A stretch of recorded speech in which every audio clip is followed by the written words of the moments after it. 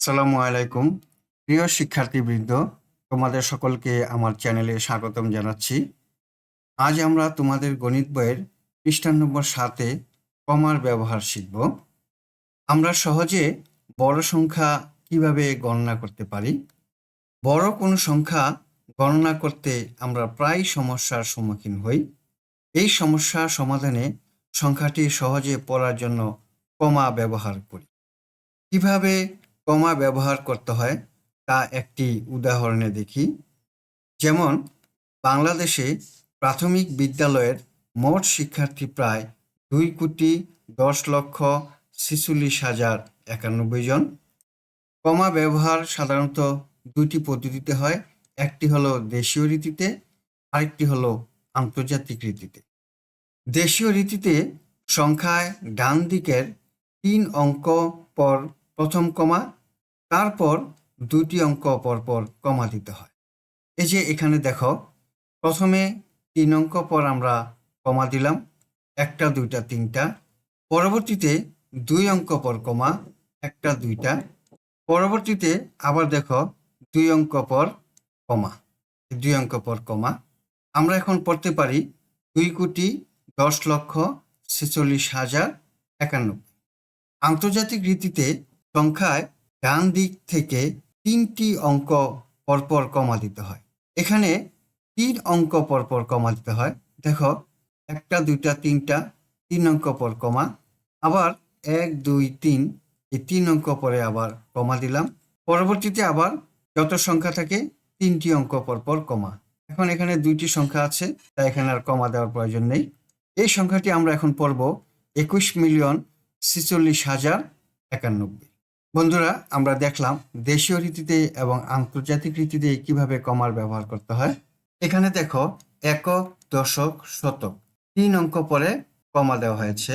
এখানে হাজার এবং অযুত 2 অঙ্ক পর কমা দেওয়া হয়েছে।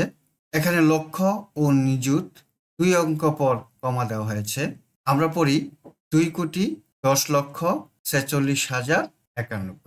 কোটি, লক্ষ ও হাজার প্রতি স্থানের পর একটি করে কমা দিতে হয়। কমা ব্যবহার করে সংখ্যা সহজে পড়তে পারি।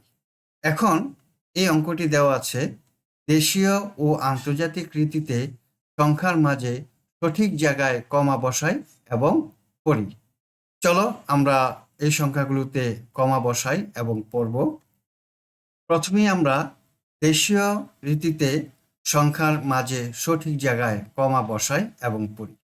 দেশীয় রীতিতে দেখো, প্রথম 3টি সংখ্যার পর কমা, 1 2 3, 3টি সংখ্যার পর কমা বসালে এটা হবে এখন 3,206। এবার 2 নম্বরে প্রথম 3টি সংখ্যার পর কমা, পরবর্তীতে 2টি সংখ্যার পর কমা। আমরা এখন পড়ব 52,15,723।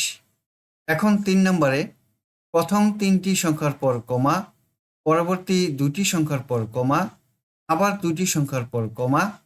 তাহলে এখন পড়তে পারি 4,86,41,785।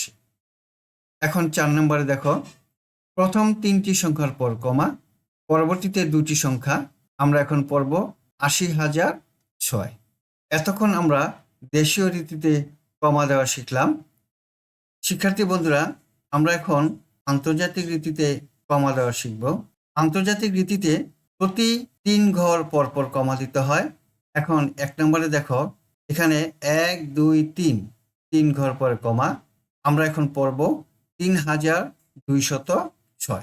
এখন 2 নম্বরে দেখো, প্রতি 3 ঘর পরপর কমা, 3 ঘর পর কমা, এখানে 3 ঘর পর কমা। আমরা এখন পড়ব 5,215,723। এখন 3 নম্বরে দেখো, প্রতি 3 ঘর পরপর কমা দেই, 3 ঘর পর কমা, পরবর্তীতে 3 ঘর পর কমা, পরবর্তী 2 ঘর। আমরা এখন পড়ব 48,641,785। এবার 4 নম্বরে 3 ঘর পর কমা, পরবর্তীতে 80। আমরা পড়তে পারি 80,006। শিক্ষার্থী বন্ধুরা, আশা করি তোমরা আজকের অঙ্কগুলো বুঝতে পেরেছ। আজ তাহলে এই পর্যন্তই। দেখা হবে পরবর্তী ভিডিওতে। তোমরা সবাই ভালো থাকো, সুস্থ থাকো এই কামনা। আল্লাহ হাফেজ। আসসালামু আলাইকুম ওয়া রাহমাতুল্লাহ।